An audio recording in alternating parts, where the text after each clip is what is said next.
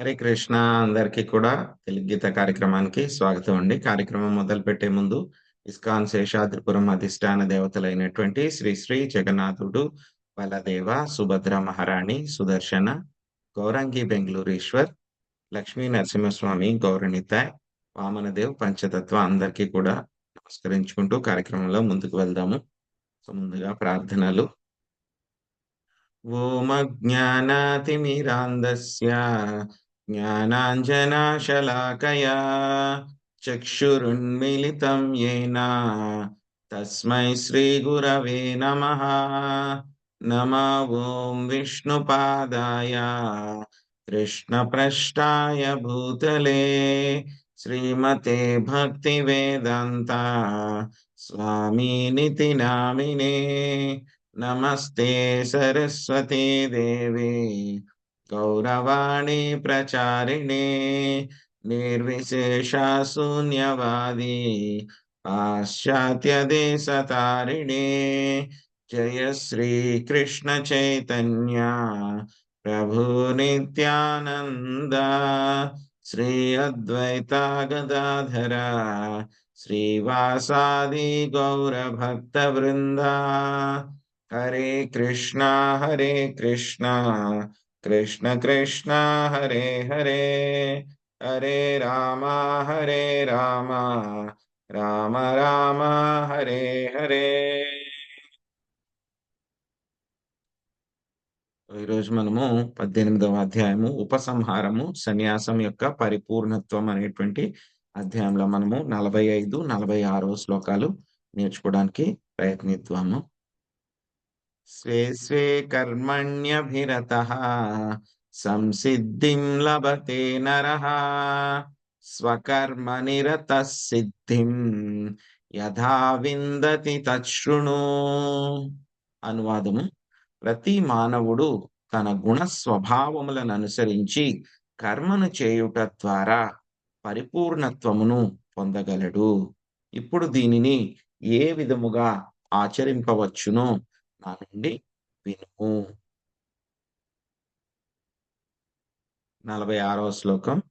యత ప్రవృత్తిర్భూతానాం యేన సర్వమిదం తతం స్వకర్మణా తమభ్యర్చ్య సిద్ధిం విందతి మానవః.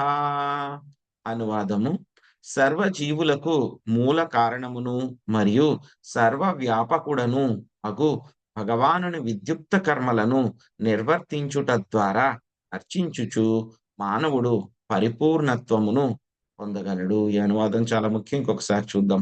సర్వజీవులకు మూల కారణమును మరియు సర్వవ్యాపకుడును అగు భగవానుని విద్యుక్త కర్మలను నిర్వర్తించుట ద్వారా అర్చించుచు మానవుడు పరిపూర్ణత్వమును పొందగలడు. సో ఈ యొక్క అధ్యాయం పేరే సన్యాసము యొక్క పరిపూర్ణత్వము. సో ఈ అధ్యాయంలో మనము నేర్చుకున్నాం ఇప్పటిదాకా. స్వామి చెప్పారు మనకి రకరకాల ప్రకృతి త్రిగుణాల్లో ఉన్నటువంటి ఆనందాలు ఏ విధంగా ఉంటాయి, వేరే వేరే త్రిగుణాల్లో కర్మలు చేసేటువంటి వాళ్ళు ఏ విధంగా ఉంటారు, వాళ్ళు చేసే తపస్సులు ఏమిటి. సో ఇటువంటివన్నీ కూడా మనం తెలుసుకున్నాం. ఒక్కొక్కటి కూడా స్వామి మొత్తం మనకి ఎక్స్ప్లెయిన్ చేశారు. చివరగా మనకు వచ్చేసరికి స్వామి ఎక్స్ప్లెయిన్ చేశారు. ఏం చెప్పారు మనకి? 4 రకాలైనటువంటి వర్ణాల వారు ఉంటారు. వర్ణాశ్రమ పద్ధతి గురించి చెప్పారు. సో వర్ణాశ్రమ పద్ధతిలో బ్రాహ్మణ, క్షత్రియ, వైశ్య, శూద్రులు ఉంటారు. అదేవిధంగా ఆశ్రమాలు అంటే కనుక బ్రహ్మచర్య ఆశ్రమము, గృహస్థాశ్రమము, వానప్రస్థాశ్రమము, సన్యాసాశ్రమము ఉంటాయి అని చెప్పి మనం తెలుసుకున్నాం. ఏ వర్ణంలో ఉండేవారు ఏ గుణంలో ఉంటారని కూడా మనం తెలుసుకున్నాం.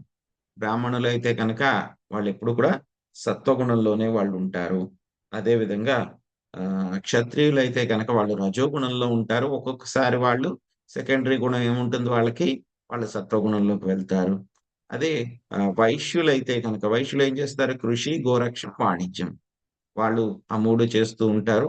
సో వాళ్ళు ఏ మోడ్‌లో ఉంటారు? వాళ్ళు రజోగుణంలో ఉంటారు.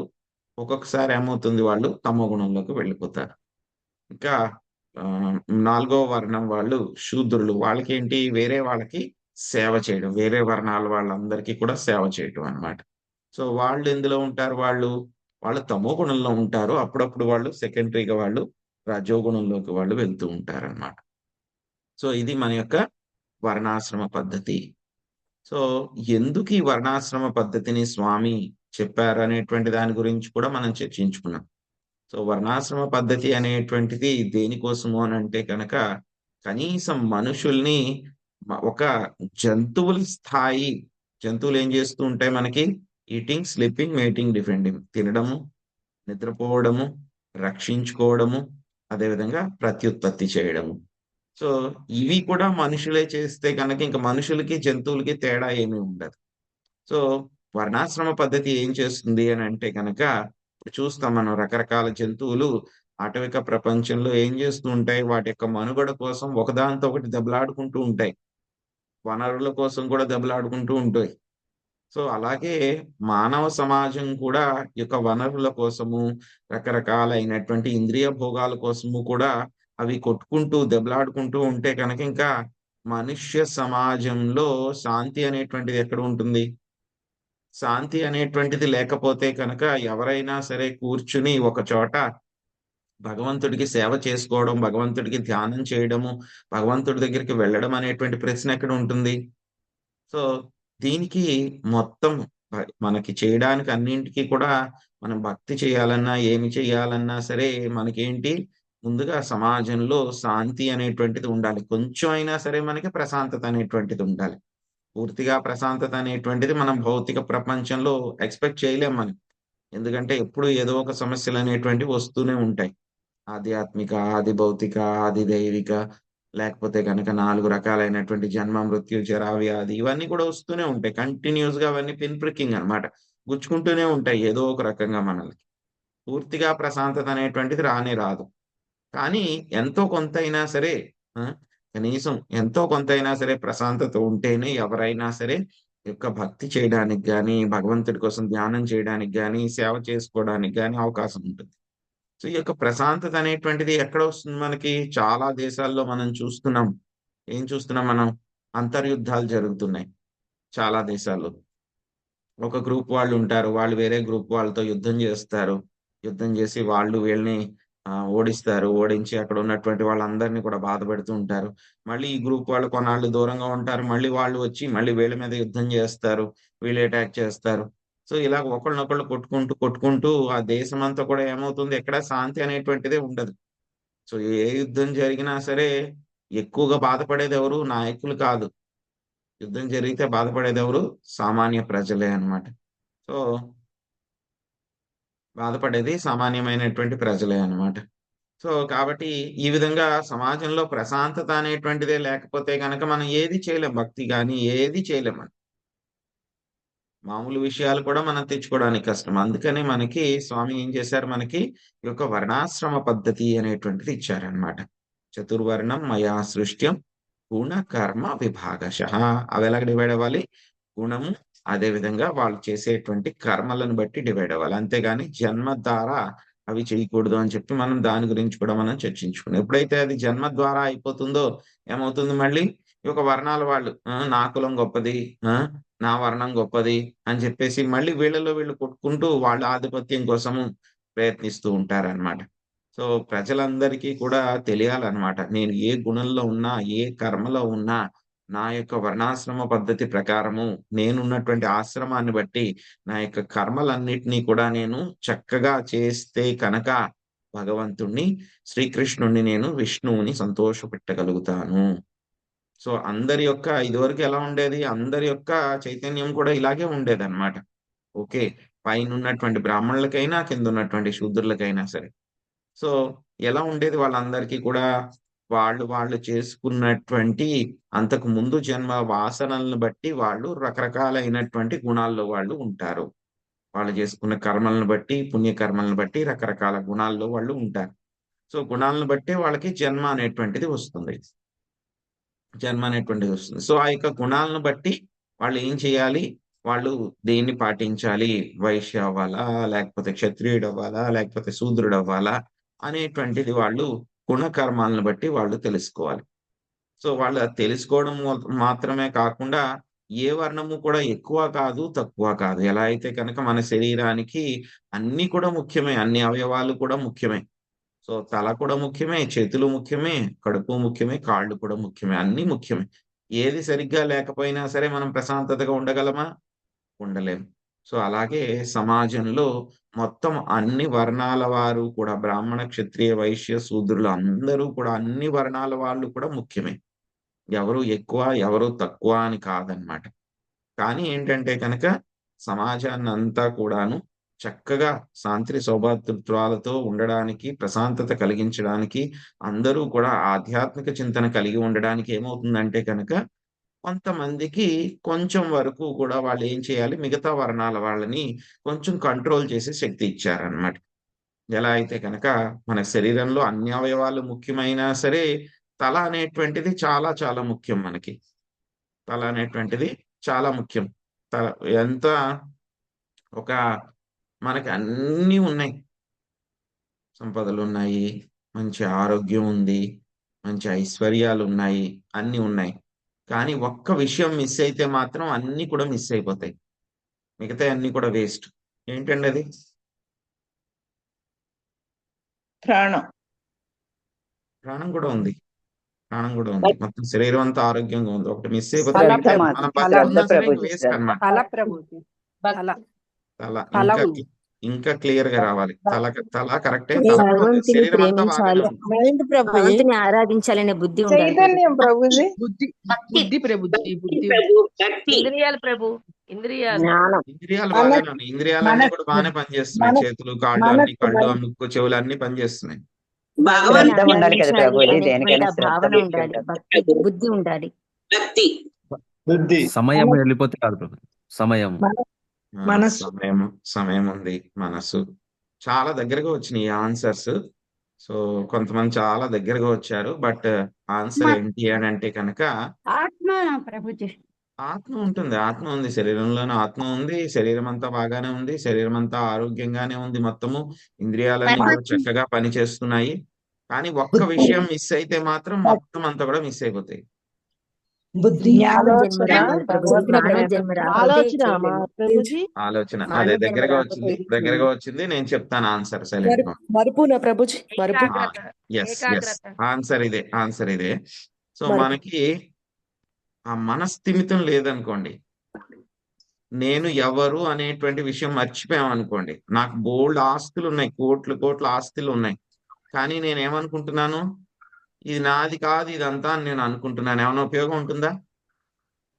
నాకు బోలెడంత ఉండదు. మంది స్నేహితులు, బంధువులు, సేవకులు అందరూ ఉన్నారు. పెద్ద కుటుంబం కూడా ఉంది. కానీ నేను మర్చిపోయాను నేను. వీళ్ళందరూ కూడా నా స్నేహితులు, బంధువులు, నా సేవకులు, ఈ ఆస్తి అంతా నాదే అనే విషయం మర్చిపోయాను నేను. ఏమైనా ఉపయోగం ఉంటుందా? ఉండదు ప్రభుజీ. అన్నీ ఉన్నాయి. నా శరీరం అంతా కూడా బాగా పనిచేస్తుంది. కానీ ఏమైనా ఉపయోగం ఉంటుందా? ఉండదు.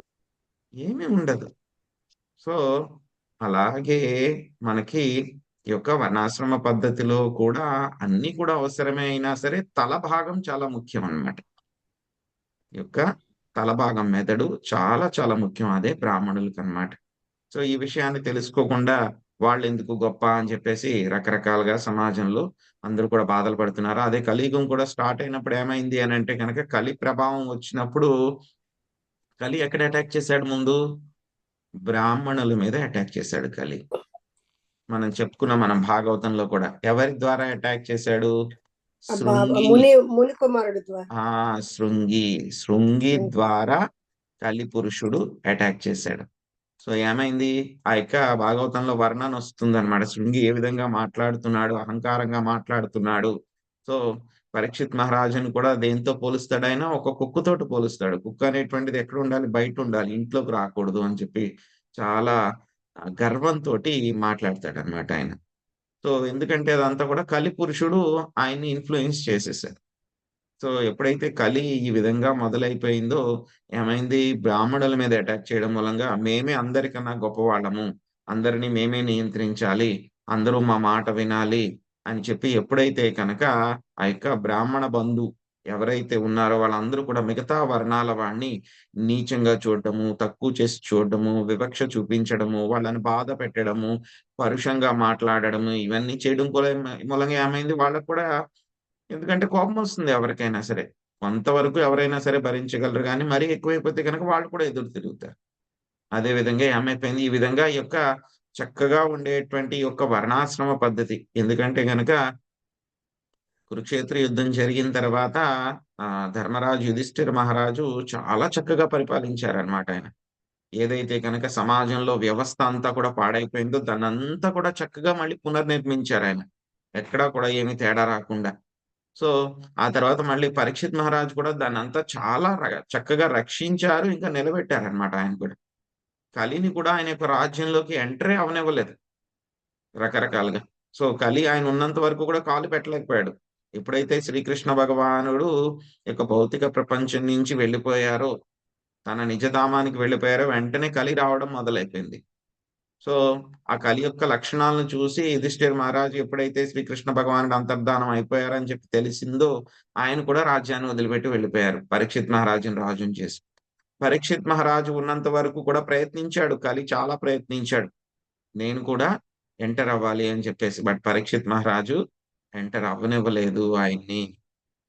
పరీక్షిత్ మహారాజు ఆయన ఎంటర్ అవ్వనివ్వలేదు. కానీ ఏమైంది, కలి ఆ యొక్క బ్రాహ్మణ కులాన్ని ఎంటర్ అయ్యి శృంగి ద్వారా ఆయనకి శాపాన్ని ఇచ్చి పరీక్షిత్ మహారాజుని తప్పించారు. అంతా కూడా కృష్ణుని యొక్క డిజైన్ ఉంది కాబట్టి జరిగింది అలాగా.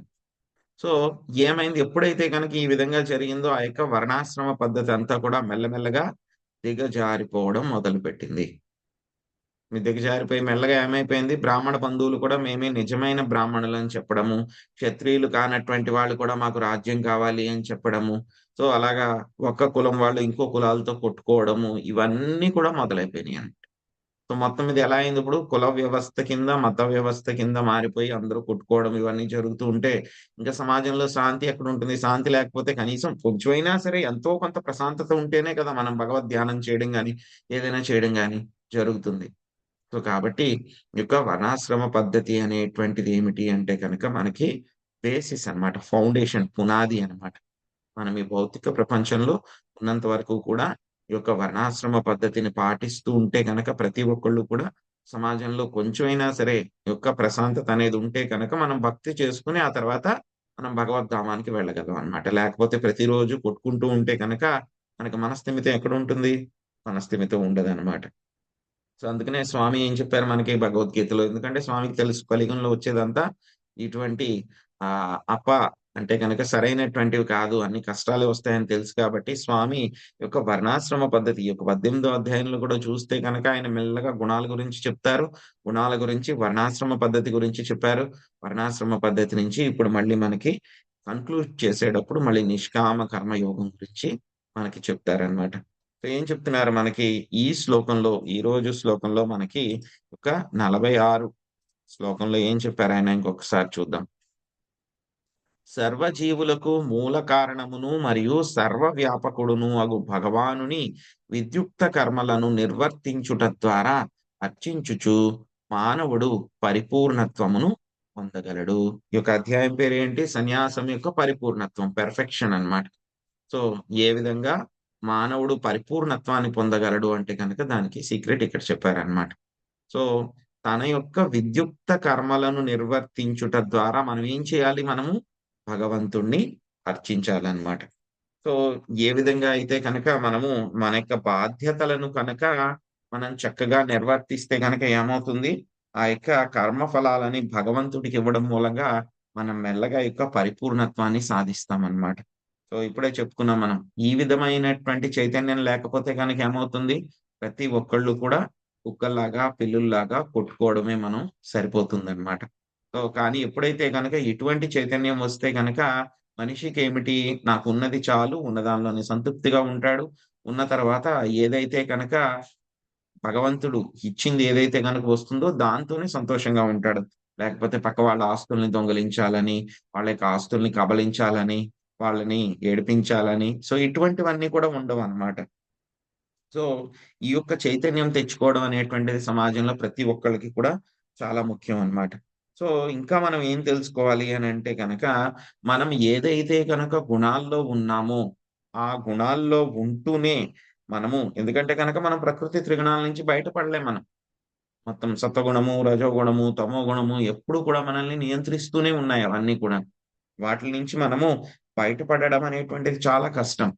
మరి ఎలాగండి? ప్రకృతి గుణాల్లోనే ఉన్నాం మనం, బయటపడడం కష్టం అంటున్నారు. మరి ఎలాగ బయటపడాలి అని అంటే కనుక మనము ఉన్నటువంటి గుణాలు ఏవైతే ఉన్నాయో వాటిల్లోనే మనకి ఏదైతే కనుక విద్యుక్త ధర్మాలను ఇచ్చారో ఆ యొక్క విద్యుక్త ధర్మాలని చేస్తూనే మెల్లగా మనము కర్మ ఫలాల పట్ల ఆసక్తి లేకుండా ఆ యొక్క కర్మ ఫలాలు ఏవైతే వస్తాయో వాటి ద్వారా మనము భగవంతుణ్ణి కనుక పూజిస్తే కనుక ఏమవుతుంది? మనము కూడా ఈ యొక్క ప్రకృతి త్రిగుణాల నుంచి బయటపడగలము. ఎందుకంటే కనుక స్వామి ఆధ్యాత్మికము.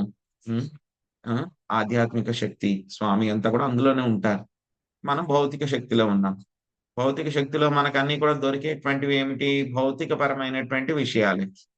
మరి దాన్ని నేను ఆధ్యాత్మికంగా ఎలా మార్చుకోగలను అని అంటే కనుక భౌతిక పరమైనటువంటివి ఏవైతే కనుక నాకు వనరులు ఉన్నాయో, నా శక్తి సామర్థ్యాలు ఏవైతే ఉన్నాయో వాటినన్నిటిని కూడా నేను కృష్ణుడి యొక్క ప్రీత్యర్థమే, నేను విష్ణువు యొక్క ప్రీత్యర్థమే చేస్తే కనుక ఏమవుతుంది? మెల్లగా ఆ పనులన్నీ కూడా ఏమైపోతాయి? ఆధ్యాత్మికము అయిపోతాయి అన్నమాట. సో మెల్లగా ఏమవుతుంది? ఆ విధంగా నిష్కామ కర్మ యోగం చేయడం మూలంగా మనం భగవంతుని సంతోషపెట్టవచ్చు అన్నమాట. సో దానికన్నా ముందు మనం ఇవన్నీ చెయ్యాలంటే ఇంకొక ప్రశ్న రావచ్చు మనకి. ఎందుకు నేను కర్మలు కృష్ణుడి యొక్క ప్రీత్యర్థం చెయ్యాలి? చేయాల్సిన అవసరం ఏముంది? చాలా మంది ఉంటారు కదా. కొంతమంది ఏమంటారు? కొంతమంది చాలా తక్కువ కేటగిరీలో ఉంటారు. సో వాళ్ళు జంతువుల్లాగా ఉంటూ ఉంటారు, ఏదో పనులు చేసుకుంటూ ఉంటారు, ఇంద్రియ భోగం చేస్తూ ఉంటారు. కొంతమంది ఏమంటారు అని అంటే కనుక ఒక కాన్సెప్ట్ తీసుకొస్తారనమాట. ఏంటది? Work is worship. సో ఏదైతే కనుక నా డ్యూటీ ఏదైతే ఉందో, నా ఉద్యోగం ఏదైతే ఉందో, నా బాధ్యత ఏదైతే ఉందో అదే నాకు దేవుడండి.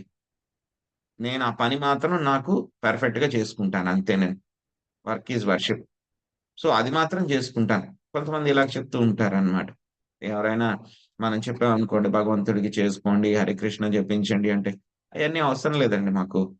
నేను కర్మయోగిని ఏదో గొప్పగా చెప్పుకుంటారనమాట. స్టేట్మెంట్ కూడా ఇస్తారు మళ్ళీ ఏదో పెద్ద యోగం చేసేస్తున్నట్టు.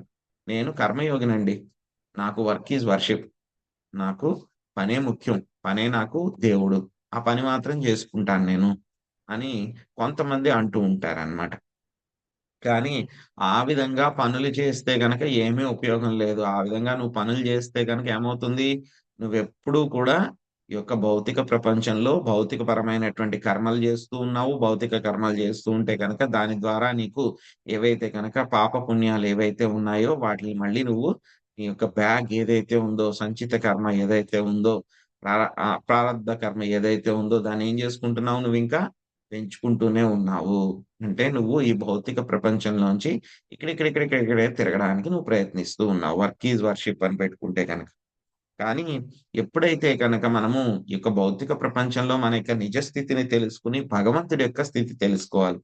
ఏమిటి భగవంతుడి యొక్క స్థితి? మనకి 15వ అధ్యాయంలో 7వ శ్లోకంలో చెప్పారు. మనకి ఏం చెప్పారు? మమైవాంసో జీవలోకే జీవభూత సనాతనః మనస్సష్టానింద్రియాని ప్రకృతిస్థాని కర్షతే. ఈ బద్ధ భౌతిక జగమునందలి జీవులందరూ నా శాశ్వతాంశములు. బద్ధ జీవనము కారణముగా మనస్సుతో కలిపి 6 ఇంద్రియములను కూడి వారు తీవ్ర సంఘర్షణ కావించుచున్నారు. స్వామి ఏం చెప్పారు? జీవులందరూ కూడా నా యొక్క అంశలే, పార్ట్ అండ్ పార్సెల్ అని చెప్పి మనకి చెప్పారు. అంటే కనుక మనం భగవంతుడికి సంబంధించినటువంటి వాళ్ళము మొట్టమొదటి తెలుసుకోవాలి. మళ్ళీ వేదాంత సూత్రాలు కూడా మనకి అదే చెప్పారు. జన్మాద్యస్య యతోన్వయాత్ అని చెప్పి మనకి అది చెప్పారు. మళ్ళీ మనకి భగవద్గీతలో 7వ అధ్యాయంలో కూడా చూసాం మనం. స్వామికి అనంతమైనటువంటి శక్తులు ఉంటాయి. ఆ శక్తులన్నీ కూడా మనకి ముఖ్యంగా 3 రకాలు ఉంటాయి. అంతరంగ శక్తి, బహిరంగ శక్తి, మూడవది ఏమిటి? తటస్థ శక్తి. జీవులందరూ కూడా యొక్క తటస్థ శక్తిలో ఉన్నారు. సో కాబట్టి భగవంతుడు ఆయన అన్ని చోట్ల కూడా ఉన్నారు. Vasudeva, all pervading. వాసుదేవ అంటే ఏంటి? సర్వవ్యాపకుడు. అన్ని చోట్ల కూడా ఆయన ఉన్నారు అని చెప్పి మనం తెలుసుకోవాలి. ఎప్పుడైతే కనుక మనము భగవంతుడి గురించి తెలుసుకుంటామో అప్పుడు ఆయన యొక్క శక్తులు ఏమిటి, ఆయన యొక్క కెపాసిటీ ఏమిటి, మనం ఎక్కడ ఉన్నాము, ఈ భౌతిక ప్రపంచం ఎంత పెద్దది, భౌతిక ప్రపంచం అనేటువంటిది ఒక కారాగారం లాంటిది అని చెప్పి మనం ఎప్పుడైతే తెలుసుకుంటామో అప్పుడు ఏం చేస్తాం, మనం ఆలోచిస్తాం. ఓహో! ఎందుకంటే పుట్టిన దగ్గర నుంచి ఒక వ్యక్తి జైల్లోనే పుట్టాడనుకోండి, వాడికి తెలీదు అదే ప్రపంచం అని అనుకుంటాడు. బయట ఎవరైనా వచ్చి చెప్పినా సరే, "బయట ఇది జైలురా బాబు! వేరే చోటంతా కూడా చాలా బాగుంటుంది" అని చెప్పినా సరే వాడు నమ్మడు. అలాగే మనం కూడా పుట్టిన దగ్గర నుంచి మనము జైల్లోనే ఉన్నాం. భౌతిక ప్రపంచంలోనే ఉన్నాం. పుట్టిన దగ్గర నుంచే కాదు, ఎన్నో జన్మల నుంచి కూడా భౌతిక ప్రపంచంలోనే ఉన్నాం. ఆ రకమైనటువంటి ఆ యొక్క ఇంప్రెషన్స్, వాసనలన్నిటిని కూడా మనం మోసుకుంటూ వెళ్తున్నాం ఒక జన్మ నుంచి ఇంకో జన్మకి. సో, కాబట్టి అవి ఎంత గాఢంగా తయారైపోయినియి అంటే గనక ఎవరైనా వచ్చి చాలా థిక్‌గా అన్నమాట. చాలా లావుగా అయిపోయినియి మనకి ఆ ఫీలింగ్స్ అన్నీ గూడా. సో, ఎవరైనా వచ్చి చెప్పినా సరే మనం వినమనమాట. "నువ్వు జైల్‌లో ఉన్నావురా" అంటే గనక "ఏహ్! జోకేయకు, జోకులు చెప్పుకో" అని అంటామనమాట మనం. ఆ విధంగా మన పరిస్థితి అయిపోయింది. సో, ఎప్పుడైతే గనక మనము భక్తుల ద్వారా ఈ యొక్క విషయాన్ని ఆయన యొక్క ఆధ్యాత్మిక గురువులు ఎవరైతే ఉన్నారో వాళ్ళ ద్వారా మనం తెలుసుకుంటామో ఏమవుతుంది, మెల్లగా మనము స్వామిని అర్చించడానికి ప్రయత్నిస్తామనమాట. సో, ఆయన్ని ఎలా అర్చిస్తాం మనము? ఆయన ఇచ్చినటువంటి శక్తి ద్వారా ఆయన్నే అర్చిస్తాం అన్నమాట. ఎలా అయితే గనక గంగా నదికి వెళ్లారనుకోండి, ఎవరైనా సరే గంగా నదిని పూజించాలంటే ఏం చేస్తారు? గంగలో ఉన్నటువంటి కొన్ని నీళ్లు తీసుకొని ఆ గంగా నదికి అర్పణం చేస్తారు. గంగా నదిలో ఉన్న నీళ్ళే తీసుకొని మళ్ళీ ఆవిడకే అర్పిస్తారనమాట. అదే విధంగా స్వామి మనకిచ్చినటువంటి యొక్క శక్తులు ఏవైతే ఉన్నాయో, సామర్థ్యాలు ఏవైతే ఉన్నాయో, మనకిచ్చినటువంటి ఆర్థిక వనరులు ఏవైతే ఉన్నాయో వాటి ద్వారానే మనము స్వామిని అర్చించాలి. అందులో వీటిలిని అర్చించడానికంటే ముందు మనం ఏం చేయాలి? మన యొక్క కర్మలు ఏవైతే ఉన్నాయో, ఆ కర్మలను కూడా మనము స్వామికే అర్పించాలన్నమాట. అదే విషయాన్ని మనకి ఈ శ్లోకంలో చెప్తున్నారు. ఏం చేయాలి? మన యొక్క విద్యుక్త కర్మలను భగవంతుడు, సర్వవ్యాపకుడు, మూల కారణుడు అయినటువంటి భగవంతుడిని మనము అర్చించాలి అని చెప్పి చెప్తున్నారనమాట. సో, మన యొక్క భౌతిక శక్తి ఏదైతే ఉందో, ఈ యొక్క మాయ అన్నమాట. ఏం చేస్తుంది? అది అంతరంగిక శక్తి యొక్క పెర్వర్టెడ్ రిఫ్లెక్షన్ అన్నమాట. తప్పుగా ఉన్నటువంటి ప్రతిబింబం అన్నమాట. సో, ఏం చేస్తుంది మనల్ని? మాయ మనకి ఈ యొక్క భౌతిక ప్రపంచంలో మళ్ళీ ఇక్కడే ఉండేలాగా, తిరిగేలాగా మనల్ని చేస్తుంది. జీవి ఎప్పుడైనా సరే ప్రయత్నిస్తూ ఉంటే గనక ఏం చేస్తుంది? మాయ టెస్టులు పెడుతుంది. రకరకాలైనటువంటి పరీక్షలన్నమాట. సో, ఆ టెస్ట్ పాస్ అయితేనే జీవుడు యొక్క స్వామి సాన్నిధ్యాన్ని పొందగలుగుతారన్నమాట. సో, ఏమవుతుంది మెల్లగాను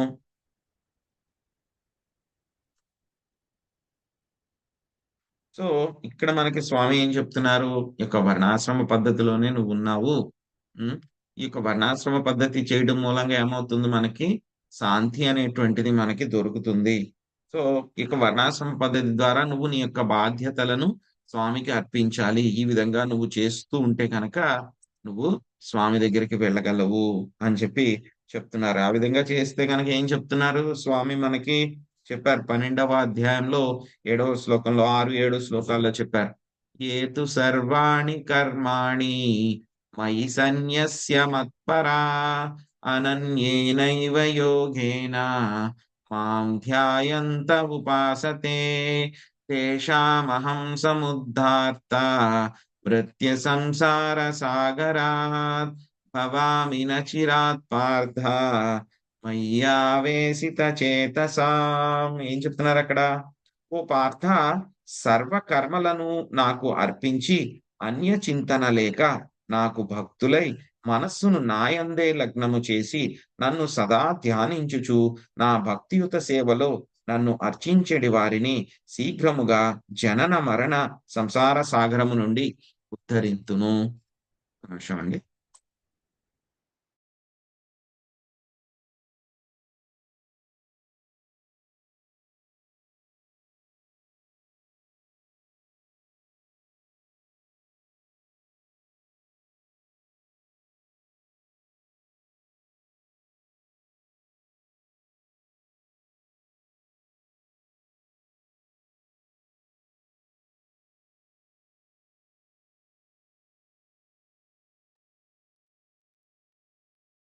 సో, ఇక సంసార సాగరం నుంచి నేను స్వయంగా వచ్చి మిమ్మల్ని రక్షిస్తాను అని చెప్పి స్వామి చెప్తున్నారు. సో దీనికి ఏం చేయాలి? మనం అన్ని కర్మలను, చింతనలు, మనస్సును అంతా కూడా స్వామి మీదే లగ్నం చేయాలి. ఇదేమైంది మనకి? ఉత్తమ భక్తి అయిపోయింది ఇదే మనకి. కానీ మనం ఎక్కడున్నాము?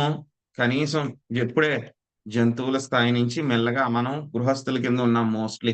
గృహస్థులు అని అంటే కనుక మనం గృహస్థుల కింద కూడా లేం. మనం గృహమేధి అంటే కనుక గృహస్థుల కింద, గృహంలో ఉంటూ వివాహం చేసుకుంటూ ఇంద్రియ భోగాల్ని అనుభవించడానికి మనం ప్రయత్నిస్తూ ఉన్నాం మనం.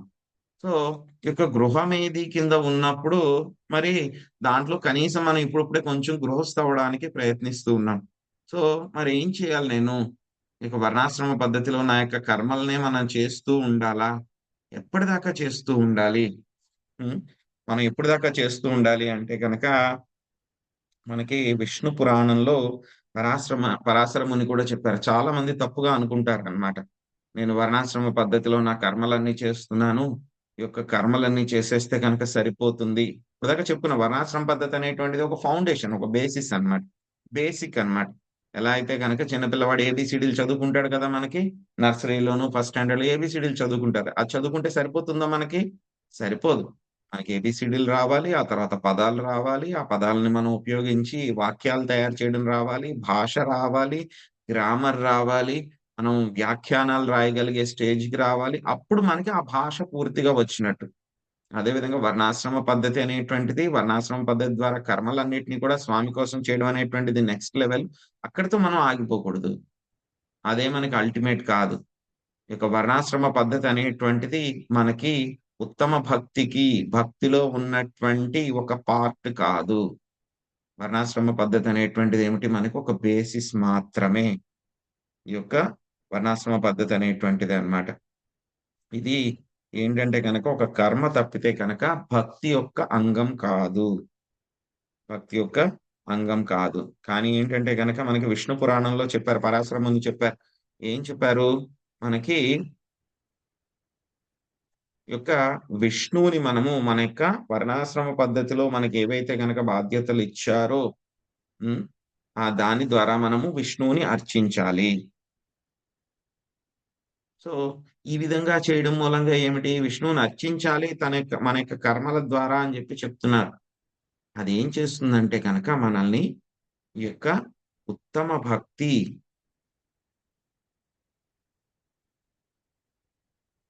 మెల్లగా మనం ఆ విధంగా చేస్తూ ఉంటే కనుక మనకి ఉత్తమ భక్తి చేయడానికి మనకి కెపాసిటీ లేదు. కాబట్టి ఈ విధంగా చేస్తూ ఉంటే కనుక కొన్ని రోజులకి ఏమవుతుంది? మనకి ఉత్తమ భక్తి చేయడానికి ఆ యొక్క క్వాలిఫికేషన్ వస్తుందన్నమాట. ఆ క్వాలిఫికేషన్ తెచ్చుకోవడం కోసం మనము ఈ యొక్క వర్ణాశ్రమ పద్ధతిని పాటించాలి. ఎప్పుడైతే కనుక మనము ఈ యొక్క ఉత్తమ భక్తిలో భావస్థాయికి, ప్రేమాస్థాయికి వెళ్ళిపోతే కనుక అప్పుడు మనం ఈ యొక్క వర్ణాశ్రమ పద్ధతి యొక్క బాధ్యతలను ఏవి కూడా మనం నిర్వర్తించాల్సిన అవసరం లేదు. మనకి మాధవేంద్రపురి గారు చెప్తారనమాట. సో ఆయన ఏం చెప్తారు అంటే కనుక మిగతా దేవతలకి, ఎందుకంటే కనుక వర్ణాశ్రమ పద్ధతిలో మనం కర్మలు చేయాలి. కర్మలు 2 రకాలు, నిత్య కర్మలు, ఆ తర్వాత నైమిత్తిక కర్మలు. ఆ 2 రకాలు చేయాలి అని చెప్పి చెప్పుకున్నాం. సో ఆయన చెప్తున్నారనమాట. సో నేను స్వామి యొక్క నామ రూప గుణ లీలల్లో పూర్తిగా మగ్నమైపోయి ఉన్నాను నేను. సో ఆయన తప్పితే నాకు ఇంక వేరే ఏమీ లేదు. మొత్తం అందులోనే ఉన్నాను కాబట్టి నేను మీకు చేయాల్సినటువంటి కర్మలన్నీ కూడా చేయలేకపోతున్నాను. సో నన్ను క్షమించవలసింది అని చెప్పి మాధవేంద్రపురి ప్రార్థన చేస్తారనమాట. మాధవేంద్రపురి గారు ప్రార్థన చేస్తారనమాట. సో ముందుగా మనము సాధక స్థాయిలో ఉన్నాము కాబట్టి మనం ఏం చేయాలి? మనము వర్ణాశ్రమ పద్ధతి ద్వారా మనం ఉన్నటువంటి ఆ వర్ణం ప్రకారం మనము మన యొక్క కర్మలన్నిటినీ కూడా మెల్లగా శ్రీకృష్ణ భగవానుడికి అర్పించడానికి, ఆయనకి సంతోషం కోసం మన యొక్క కర్మలు చేయాలి.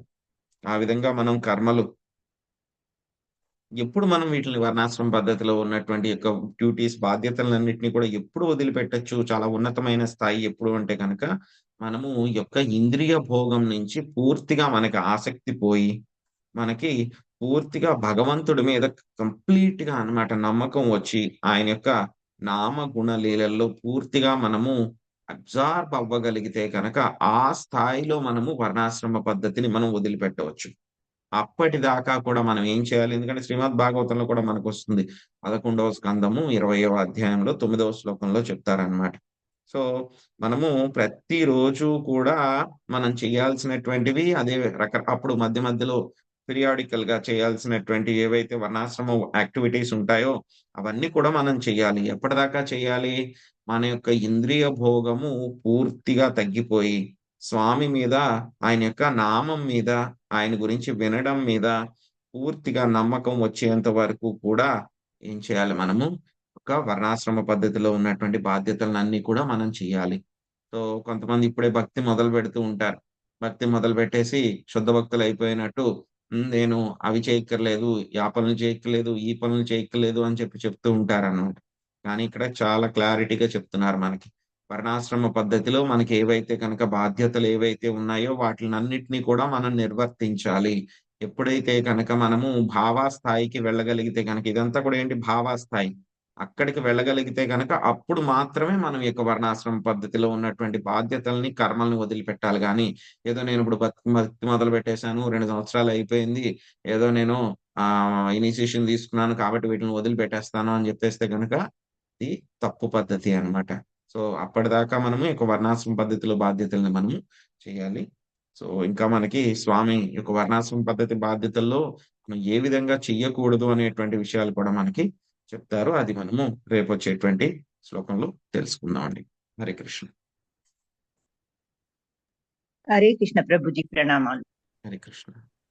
హరే కృష్ణ ప్రభుజీ, దండోత్తర ప్రణామాలు. పొద్దు నుంచి నెట్ సరిగ్గా రావడం లేదు. మీ నెట్ రావడం లేదా, మా నెట్ రావడం లేదు. ఏం అర్థం కావడం లేదు. పొద్దున మంగళారతి కూడా సరిగ్గా మంగళారతి సరిగ్గా రాలేదండి. చాలా సార్లు డిస్కనెక్ట్ అయిపోయింది. అదే చాలా సార్లు డిస్కనెక్ట్ అయిపోయింది. చాలా ట్రై చేశాను బట్ అవ్వలేదు. హరే కృష్ణ ప్రభుజీ దండవత్ ప్రణామాలు. ప్రభుజీ దండోత్తర హరే కృష్ణ ప్రభుజీ. హరే కృష్ణ ప్రభుజీ.